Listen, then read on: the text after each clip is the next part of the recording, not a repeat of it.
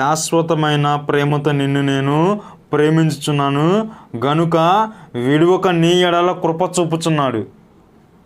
విడువక, ఇంకా నువ్వెన్ని చేస్తున్నా సరే, ఏం చేస్తున్నా సరే, విడువక నీ ఎడల కృప చూపుచూనే ఉన్నాడు. అంత ప్రేమ ఉందన్నమాట ఆయనకి నీ పైన.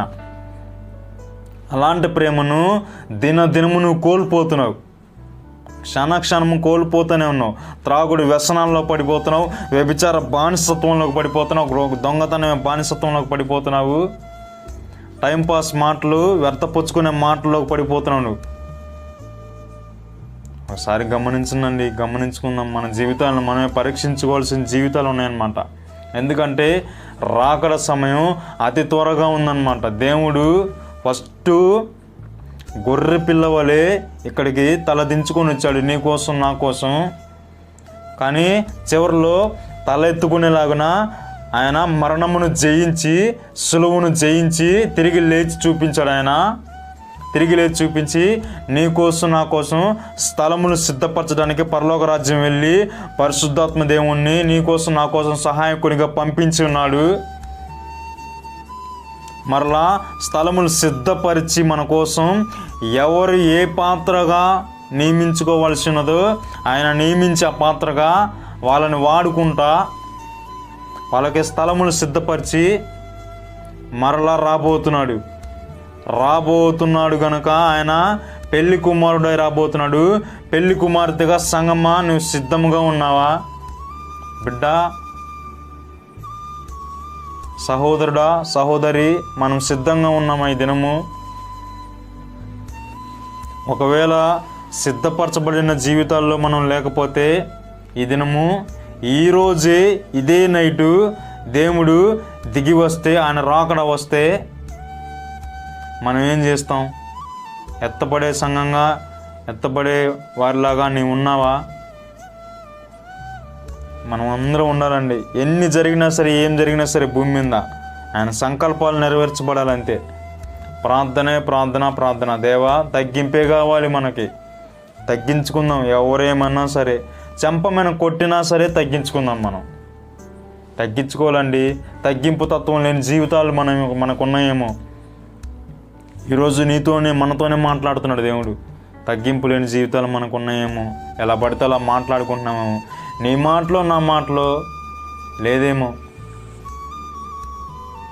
సరైన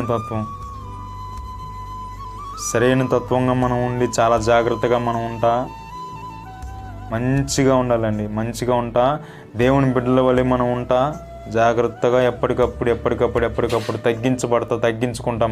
మనమే యేసు మాదిరికరంగా తీసుకొని అవతల వారి వెంట వీధుల్లో వెళ్ళేటప్పుడు నీ కంటి చూపు ఎదుటి వారిపైన పడకూడదని చెప్పి ప్రసంగి గ్రంథంలో చెప్పింది వాక్యం.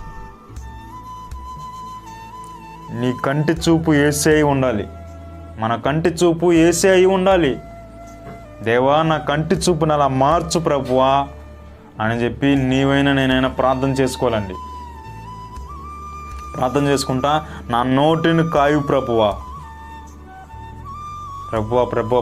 నన్ను నేనే తగ్గించుకునేవాడిగా నన్ను చేయి ప్రభువా, నేను ప్రార్థనాపరుడనై ఉండాలి ప్రభువా అని చెప్పి మనం ఎప్పటికప్పుడు ప్రార్థన చేసుకునే జీవితాలు మనం ఉండాలండి.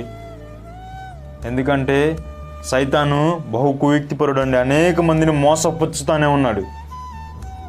ఈరోజు గతకాలం అంతా ప్రార్థన చేసి ఉన్నాం మనం, కానీ అదే మోకాళ్ళు ఈరోజు మనం వేయలేకపోతున్నాం. అదే మోకాళ్ళ ప్రార్థన ఈ దినము, ఈ 2021 సంవత్సరం వచ్చేతలకే లేదు. ఏందండి? మోకాళ్ళు వేసి ప్రార్థన చేయాలి. మనం ప్రార్థన చేయాలి. అనేక మంది నశించిపోతానే ఉన్నారు. అనేక మంది దినము నశించిపోతానే ఉన్నారు. నశించిపోయే ఆత్మల పట్ల భారం ఉందా? ప్రార్థన చేయాలి వాళ్ళ గురించి. అనేక మంది నశించిపోతున్నారు. వారి గురించి ప్రార్థన చేసుకుంటా చక్కగా నా జీవితాలు బాగుపరచాలని దేవుడు అనుకుంటున్నాడండి. చక్కగా నీ కుటుంబంలో అయినా సరే, వాస్తవం చెప్పాలంటే మన జీవితాలు బాగుపరచబడాలంటే దేవుని యందు భయభక్తులు కలిగిన జీవితం మనం జీవించాలండి. మనం జీవించాలి. అదే మైనస్. మన జీవితాలు అన్నీ బాగానే ఉన్నాయి. ఆస్తి పరంగా బాగానే ఉంది, డబ్బు పరంగా బాగానే ఉంది, బిడ్డల పరంగా బాగానే ఉంది, అంతా బాగానే ఉంది. కేవలం ఏంటంటే భక్తి క్రమమే లేదు. భక్తి క్రమమే లేదు ఈ రోజుల్లో. అనేక మందిలో క్షీణించిపోతా ఉందన్నమాట భక్తి. అంత బాగానే ఉంది, మనశ్శాంతి లేని బ్రతుకులు బ్రతుకుతున్నాం మనం. నేను ఒక్కనే బ్రతుకుతున్నాం, మనం ఒక్కనే బ్రతుకుతున్నాం. ఎందుకు అలాగా? భార్య బిడ్డలు చక్కగా ఉండాలండి, అందరూ క్షేమంగా ఉండాలి. అదే నువ్వు ప్రార్థనాపరుడు అయితే చక్కగా ఉంటారు. మన ఫ్యామిలీ మొత్తం సేఫ్ అయిపోయింది అంతే. అలాగ ఉండాలండి, ప్రతి ఒక్కళ్ళు అలాగ ఉండాలా. అందరూ చక్కగా, నా భార్య, నా బిడ్డలు, నేను సాయంకాలానికి వస్తే చక్కగా పని చేసుకుంటాను, నేను నలుగురితో కలిసి చక్కగా తింటాను, నేను అదొక ఆనందం. నువ్వు సంపాదించి ఎవరికి పెడతాం మనం? మన బిడ్డలకే పెట్టాలా. ప్రియమైన దేవుని బిడ్డలారా, గమనించండి బాగా. దేవుడు మనతోనే మాట్లాడుతున్నాడండి ఈరోజు. శాశ్వతమైన ప్రేమతో ఆయన కృప చూపించి ప్రేమిస్తున్నాడు కనుక దేవుడి దగ్గరికి ఇంకా నువ్వు త్వరపడి రావాల్సిందే.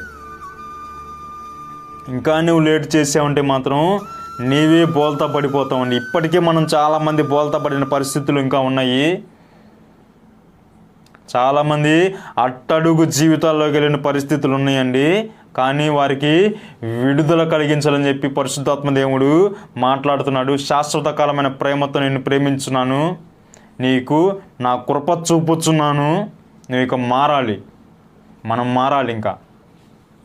మారాలి. పాతవి గతించను, సమస్తము నూతన పరుస్తున్నాను. నూతన పరిచి ఉన్నాడు. మనం నూతన పరచబడి ఉన్నామా? మనము నూతన పరచబడాలి పరిశుద్ధాత్మ దేవుని పట్ల. నీ కార్యములు, నా కార్యములు నూతన పరచబడాలంతే. ఇంకెంతకాలం అండి? దినదినముకు భక్తి అనేది కొత్తగానే అనిపించాలి. ఇంకా ఎక్కడ వేసిన గొంగలు అక్కడే మనం ఉంచకూడదండి. మీరు ఫీల్ అయినా సరే ఆ మాట మాత్రం చెప్పాలని చెప్తున్నాడు. ప్రియమైన దేవుని బిడ్డలారా, పాత భక్తిని తీసి ఎప్పటికప్పుడు కొత్త భక్తిని, దేవునితో అనుసంధానమైన భక్తిని మనం ఈరోజు కలిగి జీవిద్దాం. దినదినము కలిగి జీవించాలి. దేవా దేవా దేవా దేవా భూమి మీద సంకల్పాలు జరిగించి ప్రభా. సైతాను ఎంతోమందిని బహు కుయుక్తిపరుడుగా అనేక మంది నరకానికి లాక్కెళ్తున్నాడు ప్రభా. దేవా జీవితాలు బాగలేవు ప్రభా, ఫ్యామిలీ లేదు ప్రభా. అనేక మందిని దేవుడు ప్రేమిస్తాను, నిన్ను ప్రేమిస్తున్నాడు, నన్ను ప్రేమిస్తున్నాడు, ఎంతోమందిని ప్రేమిస్తానే ఉన్నాడు ఆయన. కానీ మనమే లోబడతలా దేవునికి. ఈరోజు నీవు లోబడితే నీ వల్ల ఎంతో పని జరిగిస్తాడు. నీవు లోబడితే నీ వల్ల ఎన్నో జీవితాలు, ఫెయిల్ అయిపోయిన జీవితాలు కూడా బాగుపరచాలని చెప్పి ఆయన చూస్తున్నాడు. మన జీవితాలు బాగుపరచబడే జీవితాలుగా ఉన్నాయా? బాగుపరిచే జీవితాలుగా ఉన్నాయా? లేకపోతే మనమే బాగలేని పరిస్థితుల్లో ఉన్నామేమో ఒక్కసారి గమనించనండి. దేవుడు నమ్మదగిన వాడు ఎప్పుడైనా సరే. ఎన్నో కార్యములు నీ ఎడల, మన ఎడల ఎన్నో కార్యములు నమ్ముట నీ వలనైతే నమ్మువానికి సమస్తమును సాధ్యమే అని చెప్తున్నాడు. సమస్తమును అంటే అన్నీ, మొత్తం నువ్వు ఏదంటే జరిగిద్ది అంతే. నమ్మకం ఉంచి, ఆవగింజంత విశ్వాసం ఉంచి నమ్మాలి. ఎంతోమంది నమ్ముతున్నారు. మనకంటే ముందున్న భక్తులు నమ్మారు కనుకనే అన్ని సూచక్రియలు జరిగించి ఉన్నారు, అన్ని సూచక్రియలు చూసి ఉన్నారు వాళ్ళు. మనం ఎందుకు నమ్మట్లేదు? మన జీవితాలు ఎందుకు ఇలా ఉన్నాయి? అసలు దేవుడు నమ్మదగిన వాడండి. ఎప్పుడైనా సరే గుర్తుపెట్టుకోవాలి, ఆ ఒక్క విషయం గుర్తుపెట్టుకోవాలి.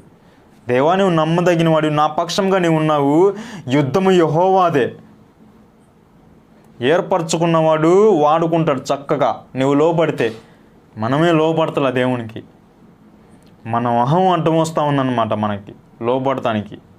సైతాను మన అహాన్ని అడ్డుపరిచి దేవునికి మనకి దాన్ని తీసుకొని వస్తున్నాడు బయటికి. మనం అలా ఉండకూడదు. ఎప్పటికప్పుడు తగ్గించుకుంటా తల్లిదండ్రులు ఎదురు కూడా చక్కగా జీవించాలండి. జీవిస్తా నలుగురికి మాదిరికరమైన బ్రతుకు మనం బ్రతుకుతా జీవితాలను సరిదిద్దుకుంటా ఎప్పటికప్పుడు తగ్గించుకుంటా ప్రార్థనాపరులై మనం ఉండాలని చెప్పి వాక్యము కూడా ఎన్నో మరలు చక్కగా చదవాలని చెప్పి ఎంతో చక్కగా చదవాలని చెప్పి ఇక నుంచి దిన ఆరంభం ఆయనే ఉండాలి, దిన అంతం కూడా ఆయనే ఉండాలని చెప్పి ఈ కొద్ది మాటలు దేవుడు దీవించి నీ జీవితాల్లో నా జీవితాల్లో ఫలింప చేయనుగాక పరిశుద్ధాత్మ దేవుడు. ఆమేన్.